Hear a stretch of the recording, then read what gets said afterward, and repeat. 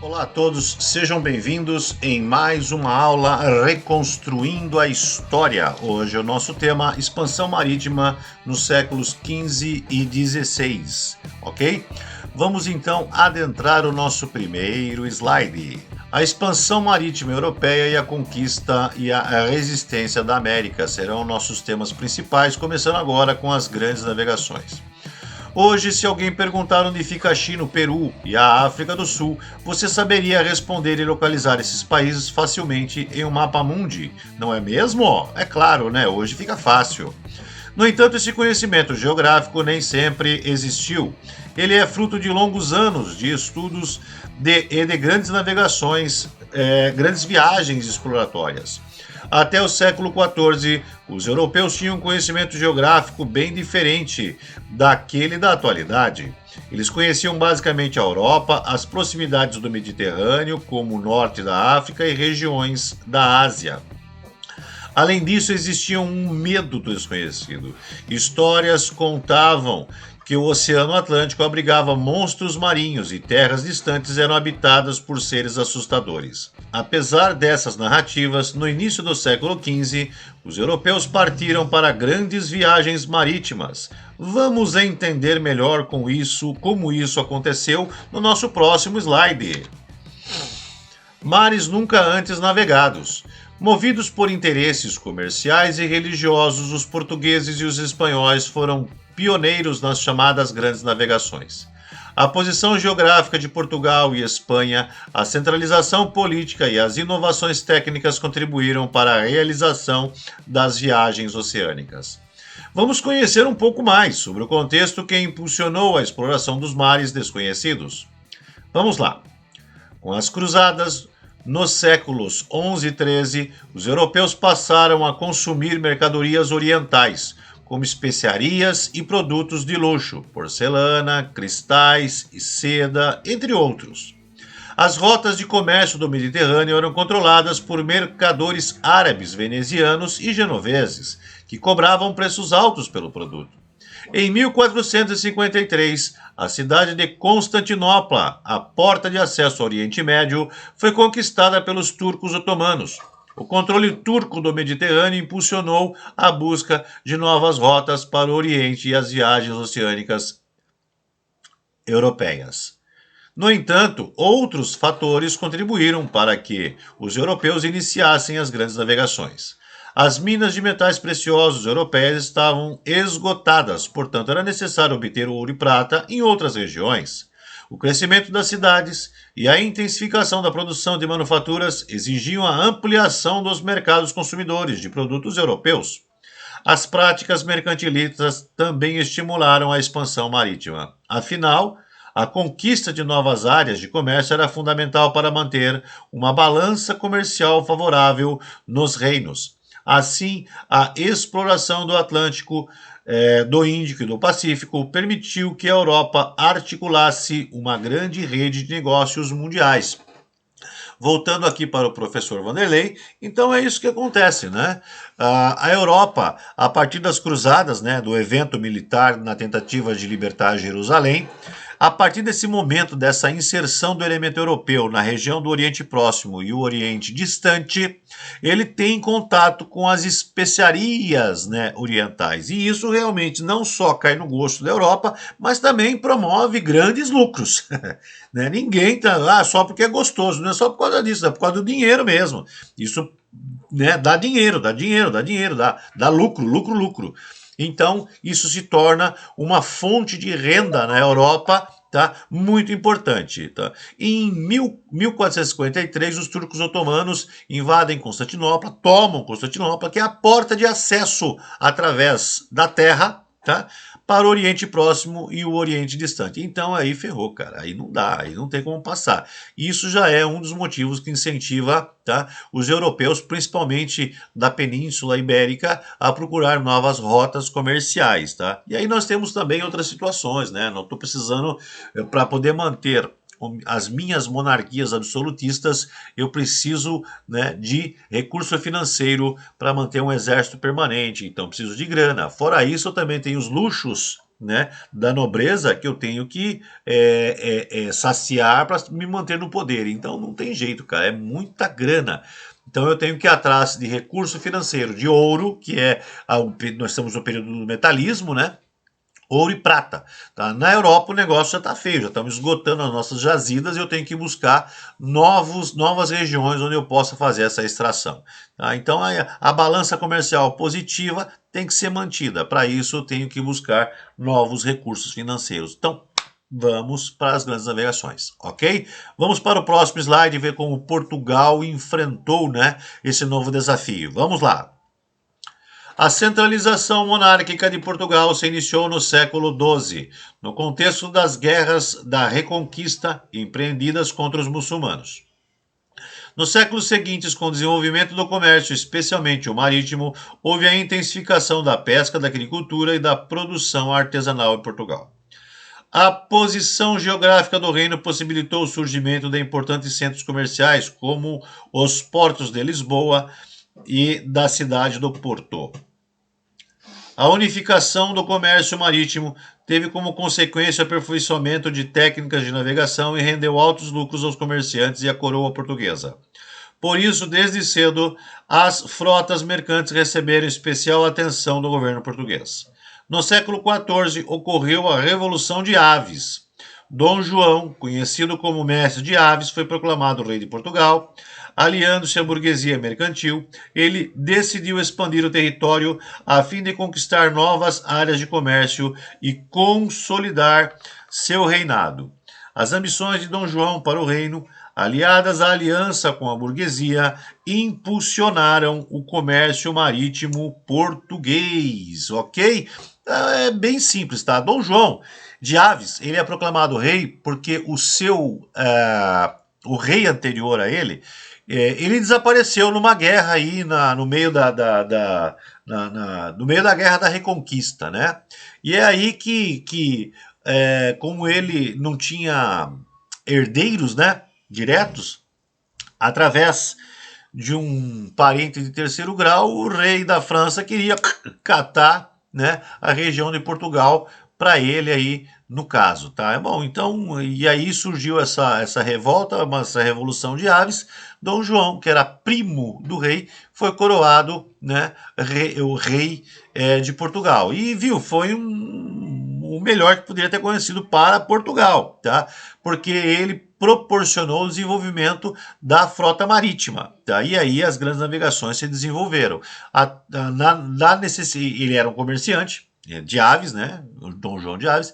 Ele era um comerciante e através da necessidade de buscar lucros, né, para a monarquia, né, desenvolve-se aí a necessidade de buscar novos territórios. Dom João, aliado aos burgueses, as pessoas que tinham dinheiro, né, e faz esse investimento e se dá muito bem, tá? Ele transforma Portugal numa das duas grandes potências do período do século XV e século XVI. Tá bom? Vamos para o próximo, para o próximo slide, entender aí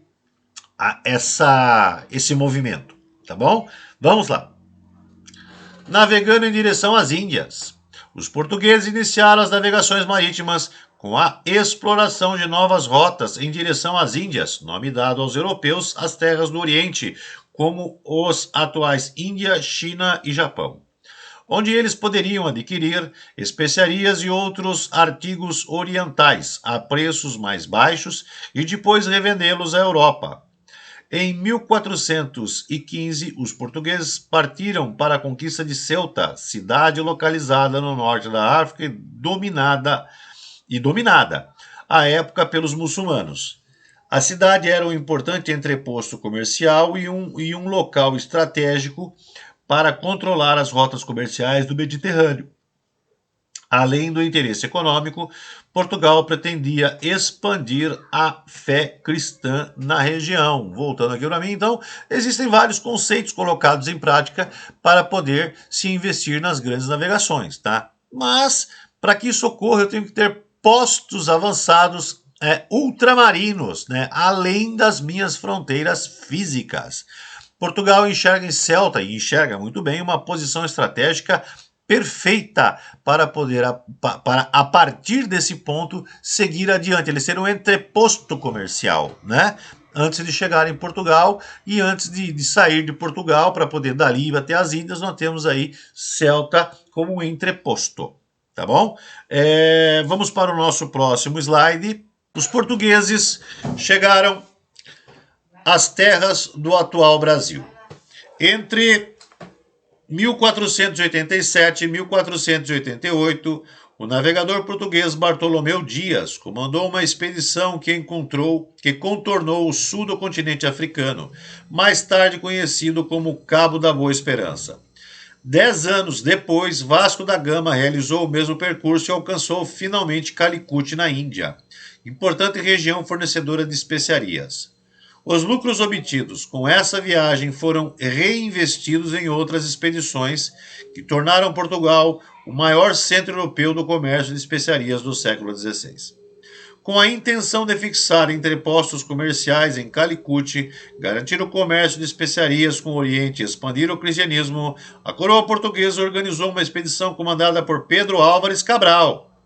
A armada partiu de Lisboa em 9 de março de 1500. Entretanto, quando atingiu o noroeste da África, a frota desviou-se da rota original e acabou ancorando no sul do atual estado da Bahia, no dia 22 de abril.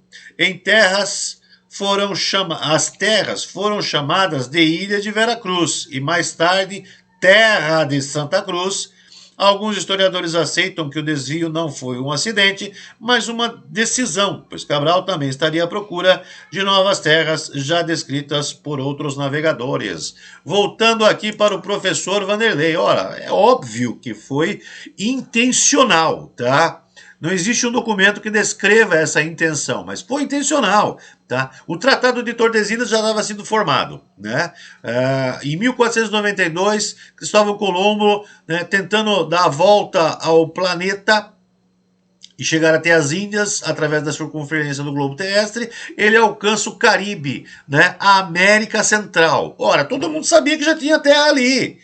Tá? Tanto que o Papa foi chamado por Portugal e falou, viu, essa linha que está dividindo aqui o mundo em duas partes, aqui um para mim e um para a Espanha, tá complicada, você tem que empurrar essa linha para lá. E foi aí que surge o Tratado de Tordesilhas, tá?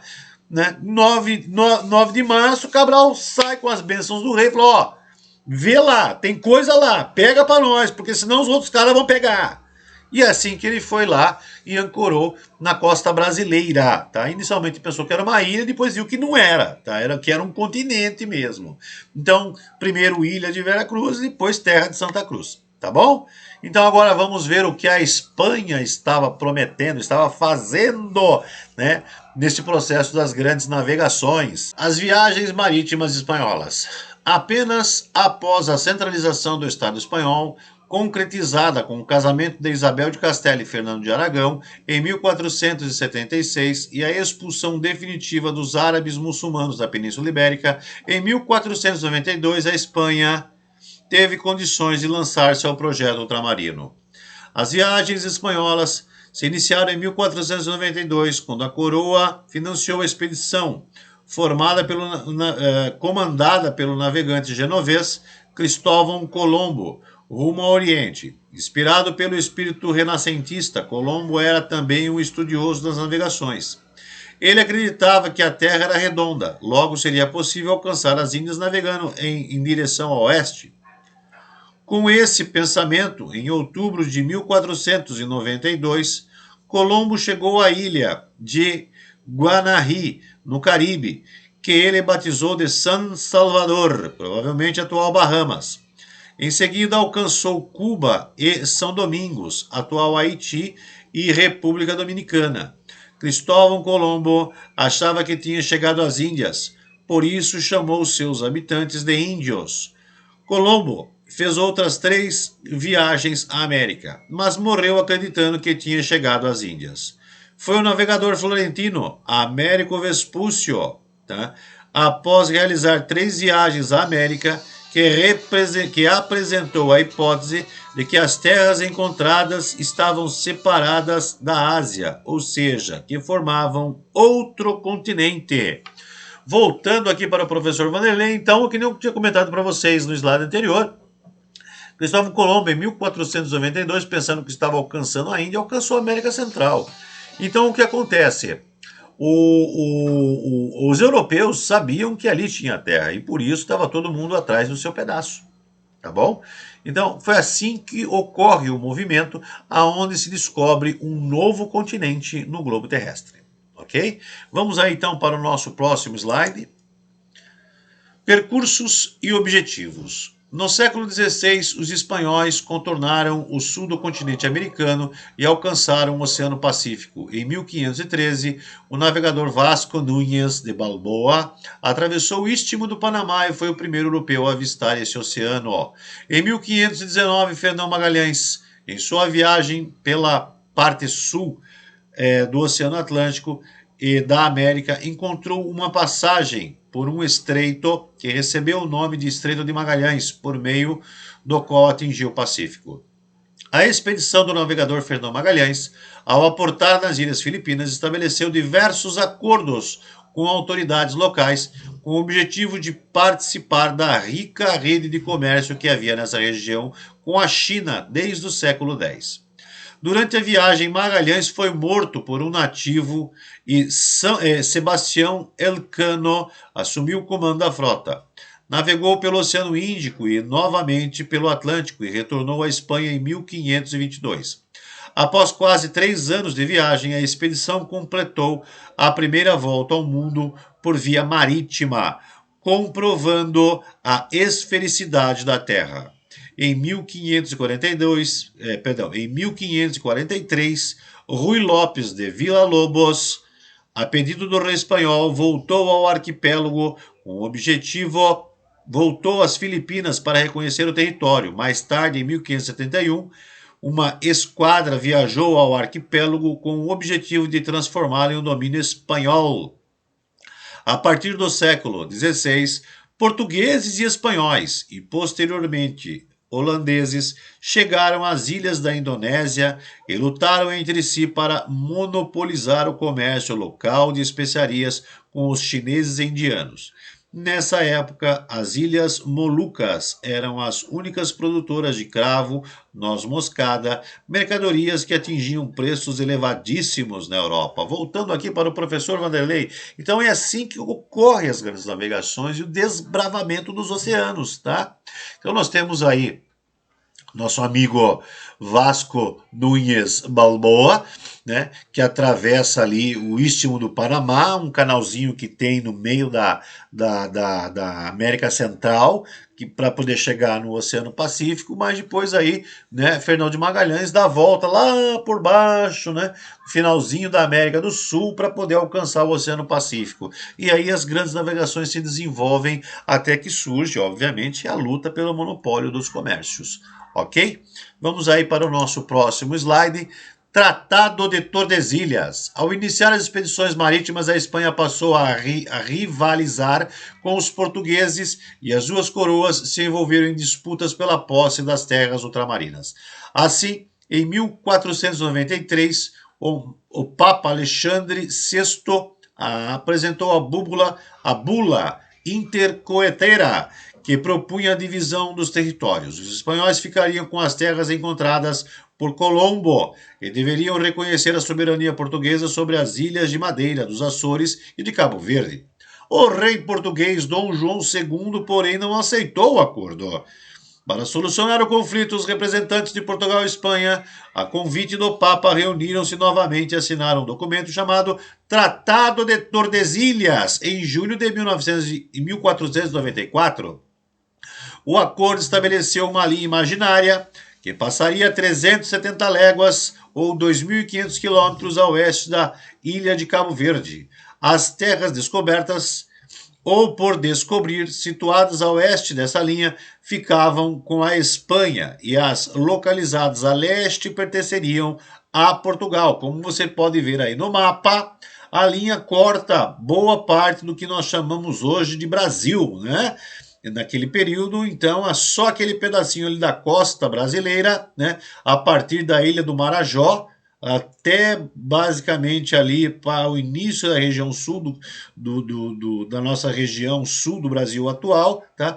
Seria de domínio português. O resto seria tudo América Espanhola. Voltando aqui para mim, então, existia esse contexto, né? Ó, a terra é minha, não, a terra é sua, na minha, e aí o Papa para falar assim, vamos acabar com esse conflito a partir dali de Tordesilhas. Então, de Tordesilhas para cá, na direção da Europa, tá?